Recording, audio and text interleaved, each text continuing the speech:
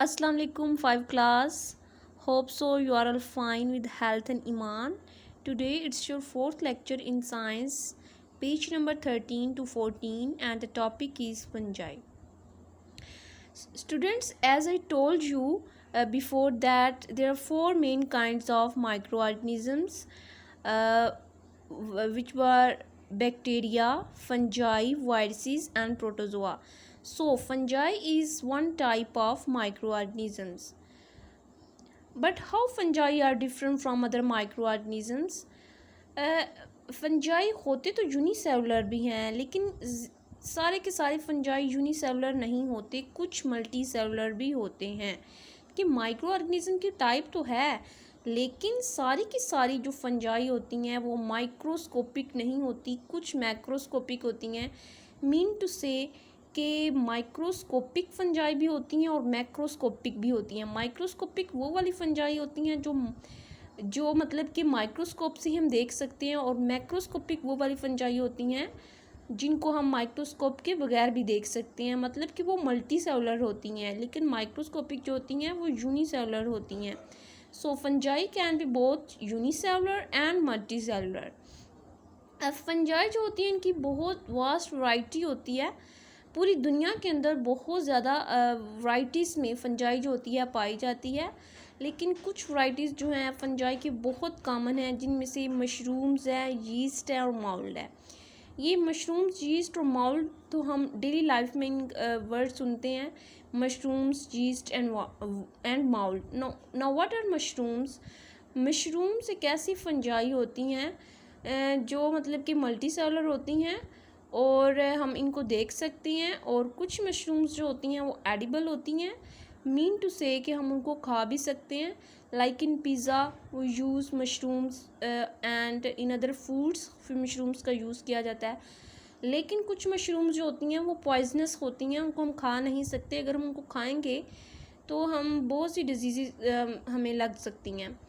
इसके अलावा यीस्ट क्या होती है? यीस्ट एक ऐसी फंजाई है जो कि मतलब कि ब्रेड बनाने में इस्तेमाल होती है। इसके अलावा और बहुत से फूड्स बनाने में हम यीस्ट को यूज़ करते हैं। अब माउल्ड क्या चीज़ है? माउल्ड भी एक ऐसी फंजाई है जो कि फूड्स को मेनली क्या करती है, ख़राब कर देती है। लाइक हम जिसे कहते हैं ना फूड ख़राब हो गया, लाइक ब्रेड ख़राब हो जाती है, उसके ऊपर फंगस हमें नज़र आ रही होती है।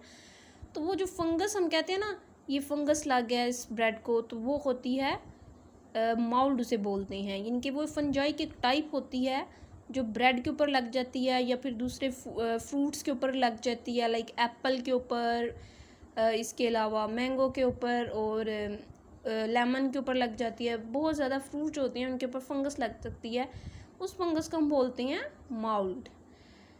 अब यीस्ट के बारे में ये है कि यीस्ट जो है अनलाइक प्लांट्स ये अपनी खुराक खुद तैयार नहीं कर सकती।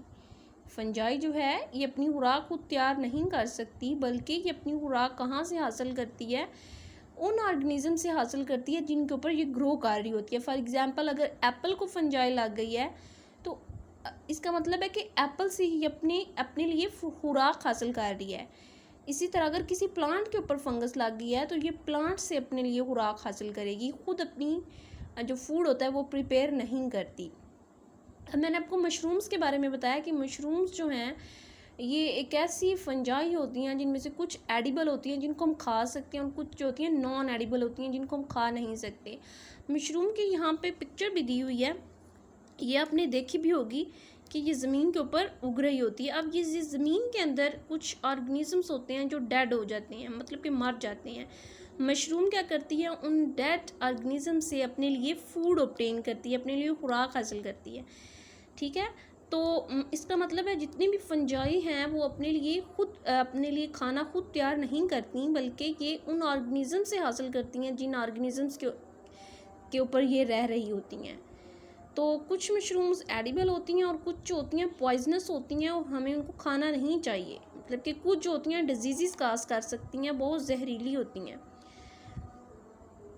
अब फंजाई जो होती हैं ये बायोडिग्रेडेबल लिटर, यानी कि ऐसा लिटर किसे बोलते हैं, कूड़े को बोलते हैं। यानी कि ऐसा लिटर जो बायोडिग्रेडेबल होता है अब बायोडिग्रेडेबल का मीनिंग क्या है कि जो ऑर्गेनिजम्स डेड हो जाते हैं, फॉर एग्जांपल प्लांट डेड हो गया है या एनिमल डेड हो गया है, अब उस वो जो लीटर बनता है उसको बोलते हैं बायोडिग्रेडेबल लीटर। ये फंजाई जो होती हैं बायोडिग्रेडेबल लीटर जो होता है उसको डिकम्पोज करती है, मतलब कि उसकी तोड़ फोड़ करती है, और सॉइल जो उस मिट्टी होती है उसको फर्टाइल बना देती है, तो उसको जरहेज कर देती है।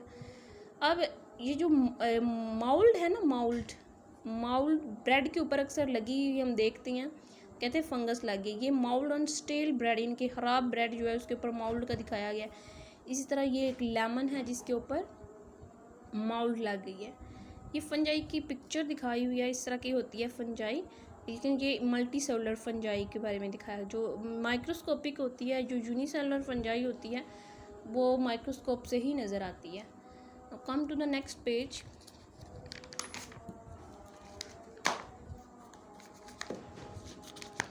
इस वाली विंडो में ना डेड डिकम्पोजर्स के बारे में बताया कि डिकम्पोजर्स क्या होते हैं। डिकम्पोजर्स ऐसे ऑर्गेनिजम्स होते हैं जो कि ब्रेक डाउन करते हैं डेड और डिकेइंग ऑर्गेनिजम्स की तोड़ फोड़ करते हैं, और इस तरह से जो नेचुरल प्रोसेस ऑफ डिकम्पोजिशन होता है, जिनकी तोड़ फोड़ का कुदरती अमल होता है, उसको कैरी आउट करते हैं, उसको जारी रखते हैं। अगर डिकम्पोजिशन ना होती तो क्या होता है कि जितने भी ऑर्गेनिज्म मर जाते हैं, प्लांट्स जो होते हैं वो डेड हो जाते हैं, तो उनके ढेर लग जाते हैं ज़मीन के ऊपर, और ज़मीन के ऊपर जगह ख़त्म हो जाती।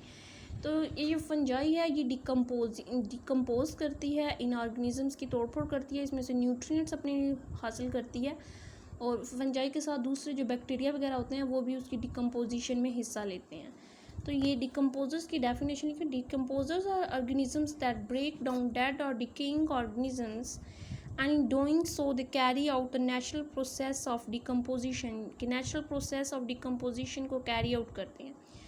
अब फंजाई ह्यूमंस के लिए, कुछ फंजाई जो होती हैं ह्यूमंस को नुकसान किस तरह से पहुंचाती हैं, उनको डिजीज़ काज करके, like ring worm and athletes food. Ring worm एक ऐसी डिजीज़ है जो फंजाई काज करती है, और इसके ऊपर ना, इसके रिंग वर्म में क्या होता है कि स्किन के ऊपर रिंग्स सी बन जाती हैं सर्कल्स की फॉर्म में। और एथलीट्स फूट, इनके एथलीट्स फूट एक ऐसी डिज़ीज़ है जो पाँव की बीमारी है, और ये फंगस जो है ये काज करती है, लाइक यहाँ पिक्चर में भी दिखाया गया। तो जितनी भी डिजीज़ जो फंजाई काज करती हैं, हाँ, अगर हम अपनी स्किन को क्लीन रखें तो हम डिजीज़ से बच सकते हैं। और यीस्ट के बारे में ये कि यीस्ट जो है ये भी एक तरह की फंगस है, और जब हम ब्रेड बनाते हैं तो ब्रेड को बनाने में हम यीस्ट को यूज़ करते हैं। तो इसके अलावा एंटीबायोटिक्स, जिनके ऐसी मेडिसिन्स जो अगेंस्ट बैक्टीरिया काम करती हैं, उनको बनाने में यीस्ट जो होती है वो यूज़फुल होती है। तो ये था हमारा टॉपिक फंजाई के बारे में। ये जो मैं जितना भी मैंने हाईलाइट किया हुआ है ये मेन पॉइंट्स हैं, इनको आपने अच्छी तरह से लर्न करना है, और आपने वैसे सारा ही आपने पढ़ना है, लेकिन जो मैंने हाईलाइट किया हुआ है इसको आपने मेनली फोकस इस पे देना है। तो होप सो आपको समझ आ गई है। कल तक के लिए अल्लाह हाफिज़।